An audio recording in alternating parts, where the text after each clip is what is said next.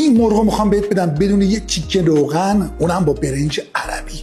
اول مرغمون رو نصف میکنیم، بعد با چنگال سوراخش میکنیم، بعد مزه دارش میکنیم. یه مقدار لیمون پپر میزنیم یا همون لیمو فلفلی، یه مقدارم نمک، با پیاز خلالی یه مقدار آب لیمو مزه دار میکنیم. روغنم اصلا نمیخواد. اینم از این. کار کردن با ایبولی خیلی راحته. 8 تا برنامه پخت داره، صفحش هم دیجیتاله. آشپزی کردن باهاش حال میده. بالاخره یه محصول ایتالیایی دیگه. حالا با خیال راحت میسپریمش به ایبولی.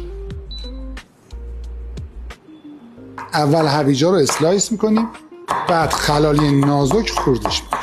هویج رو تفت میدیم، زیره اضافه میکنیم، پودر هل، یکم زردچوبه، شکر و زعفرون، علامت کشمش، بادام هندی، این هم از نخود،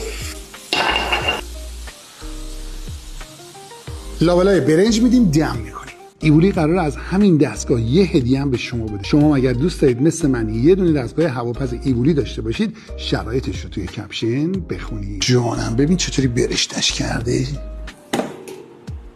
چون قطعاتش هم جدا شونده است، به راحتی توی ماشین ظرفشویی قرار میگیره و میشه اون رو تمیزش کرد.